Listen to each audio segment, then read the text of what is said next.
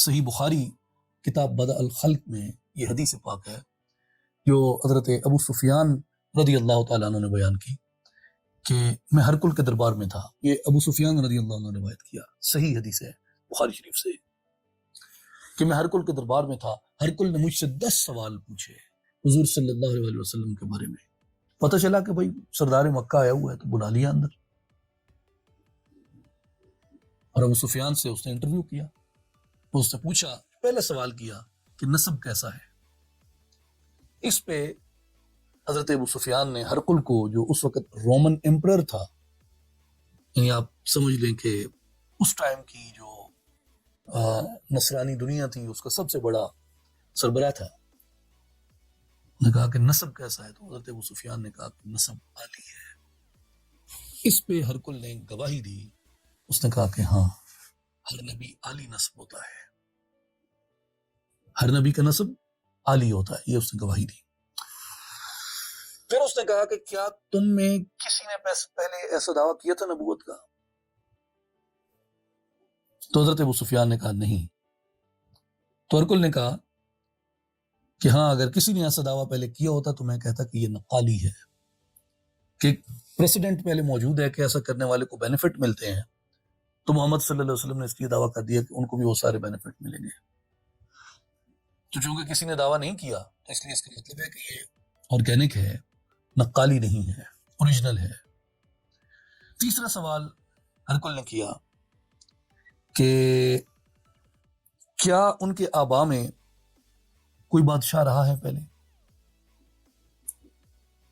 تو حضرت ابو سفیان نے کہا نہیں، کوئی امپرر ان کے خاندان میں نہیں رہا. تو ہرقل نے کہا کہ ہاں، اگر ان کے خاندان میں کوئی بادشاہ رہا ہوتا تو میں یہ کہتا کہ شاید وہ اپنی اس لیگیسی کو کنٹینیو کرنے کے لیے مذہب کا یا اس کا سہارا لے رہے ہیں. میں مفہوم بیان کر رہا ہوں، مقصد اس کا یہ تھا کہ اس کا مطلب یہ ہے کہ اگر کوئی ان کے اجداد میں بادشاہ ہوتا تو وہ اپنی سلطنت واپس لینا چاہتا ہے. چوتھا سوال اس نے کیا کہ اس وقت ان کے پیروکاروں کی جو اکثریت ہے وہ کمزور لوگ ہیں یا طاقتور لوگ ہیں؟ تو حضرت ابو سفیان نے کہا کہ کمزور لوگ ہیں. ہرقل نے کہا کہ ہاں، ہر نبی کے جو امت کا آغاز ہوتا ہے وہ کمزور لوگوں سے ہوتا ہے. گواہی دی اس نے. پانچواں سوال کیا کہ ماننے والے گھٹ رہے ہیں یا بڑھ رہے ہیں، یعنی ان کی تعداد جو ہے اس میں اضافہ ہو رہا ہے یا ان کی تعداد میں کمی ہو رہی ہے. تو ابو سفیان نے کہا کہ جی وہ تعداد تو دن بدن بڑھ رہی ہے. تو اس میں ہرقل نے کہا کہ ہاں، جب نبی دعوت دیتا ہے تو ایمان اسی طرح کامل ہوتا ہے کہ وہ دن بدن بڑھتا رہتا ہے. اور یہ اس وقت کا واقعہ ہے جب ابھی حضرت ابو سفیان خود ایمان نہیں لائے. حضرت ابو سفیان ابھی خود ایمان نہیں لائے، ان کے ایمان سے پہلے کی بات ہے. چھٹا سوال اس نے کیا کہ کوئی شخص ان کے دین میں داخل ہوا ہو اور پھر دین سے خفا ہو کے نکلا ہو. حضرت ابو سفیان نے کہا نہیں. اس نے کہا ہاں، ایمان کی مٹھاس دل میں اتر جائے تو وہ پھر باہر نہیں نکلتی. ساتواں سوال کیا ہرقل نے کہ کیا تم نے ان کے دعوی نبوت سے پہلے ان میں جھوٹ پایا لوگوں کے ساتھ؟ حضرت ابو سفیان نے کہا نہیں. تو اس پہ ہرقل نے کہا کہ ہاں، جو لوگوں کے معاملے میں جھوٹ نہیں بولتا وہ اللہ کے معاملے میں جھوٹ نہیں بولے گا. آٹھواں سوال ہرقل نے کیا کہ کیا وہ وعدہ توڑتے ہیں؟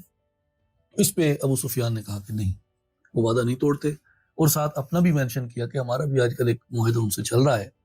یہ جو کہ عام الوفود کی بات ہے نا، اور عام الوفود جو ہے یہ صلح حدیبیہ کے بعد ہوا تھا.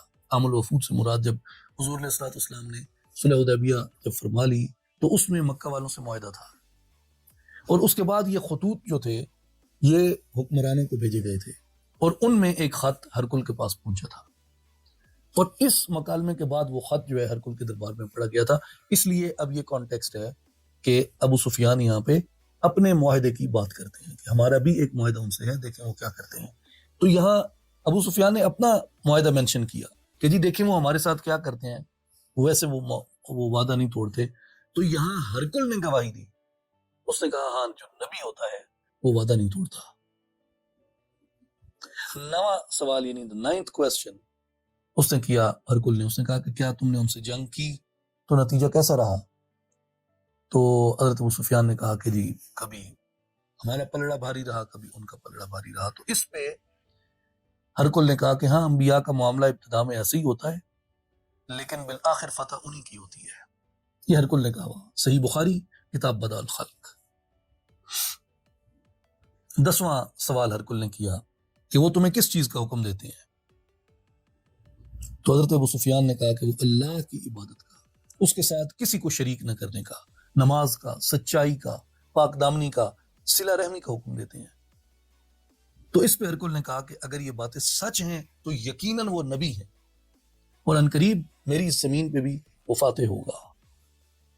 یہ 10 سوال تھے ہرقل کے جو اس نے حضرت ابو سفیان سے کیے، اور یہ حضرت ابو سفیان کے جوابات اور ان کے ہر جواب کے اوپر اس کا ہرقل کا وہ ایک آپ کہہ لیں کہ سڈن ایکسپریشن، اس کے ساتھ ساتھ وہ اپنا کامنٹ کرتا رہا. اچھا اختتام پہ کیا ہوا؟ اختتام پہ یہ ہوا کہ ہرقل نے کہا کہ اب محمد کے قاصد کو بلاؤ، یعنی حضور کا جو قاصد گیا تھا اسے بلایا گیا.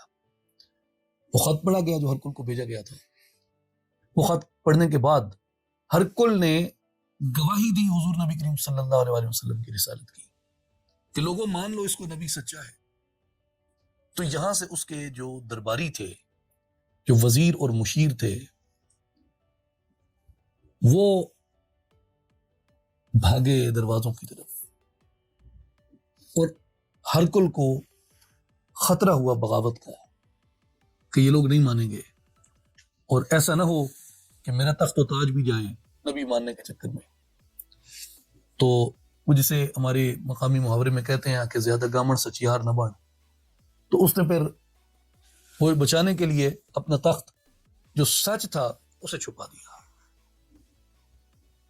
خود اہل کتاب، اور یہ کمنٹری آپ اس کی دیکھیں ہرقل کی، مگر اقتدار کی وجہ سے حق کو چھپا گیا تخت اور تاج بچانے کے لیے. نبوت کا اور محمد رسول اللہ صلی اللہ علیہ وآلہ وسلم کا انکار کیا اس نے. اس کے برعکس نجاشی رضی اللہ تعالیٰ عنہ جو حبشہ کے حکمران تھے، جن کا غائبانہ نماز جنازہ نبی کریم علیہ السلام نے پڑھایا. حضرت ام حبیبہ کا نکاح اس نے حضور علیہ السلام سے پڑھایا تھا، اور مہر کی رقم بھی جو تھا مہر وہ نجاشی نے ادا کیا. اور حضور علیہ السلام نے بڑی تعریف فرمائی، اسی لیے مسلمانوں کو پہلی ہجرت کا حکم حبشہ کی طرف ہوا. تو اس لیے قرآن مجید میں ایک مقام پہ یہ کہا گیا ہے کہ ان میں کچھ اہل ایمان بھی ہیں جو نشانیاں دیکھتے ہیں اسے مان لیتے ہیں، اور کفر والے بھی ہیں. تو جو ہرقل تھا یہ کفر والا تھا، اور جو حضرت نجاشی تھے وہ بھی عیسائی تھے، وہ بھی حکمران تھے، ان کی بھی سلطنت تھی، وہ ایمان والے تھے. جب نشانیاں ظاہر ہوئیں انہوں نے تسلیم کر لیا.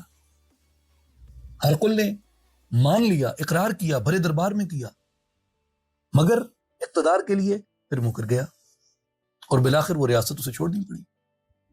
لیکن یہ ہے کہ اس نے حضور علیہ السلام کے خط کی وہ بے حرمتی نہیں کی تھی جو کسریٰ نے کی تھی. اس لیے آپ دیکھیے کہ دونوں کا انجام جو ہے وہ مختلف ہوا. جو رومن امپائر تھی اس کی لیگیسی بہت بعد تک کنٹینیو رہی، اس کا تسلسل رہا، مگر جو کسریٰ ہے وہ مکمل طور پہ ختم ہو گیا، کوئی نشان اس کا باقی نہ رہا. تو یہ قرآن مجید جو بار بار اہل کتاب کو ریفر کرتا ہے، اہل کتاب میں اچھے لوگ بھی تھے جن پہ نشانیاں ظاہر ہوتی وہ اسے تسلیم کرتے، قبول کرتے، اسے مان لیتے. اور اہل کتاب میں نہ ماننے کی وجوہات کے پیچھے کچھ بڑی وجہیں جو تھیں وہ ایمانیاتی نہیں تھیں، وہ پولیٹیکل ریزنز بھی تھیں. وہ صرف اپنے تخت و تاج کو بچانے کے لیے، اپنی اتھارٹی کو بچانے کے لیے، اپنی دولت، شان و شوکت اور ویلتھ کو بچانے کے لیے وہ سچ کا انکار کرتے تھے.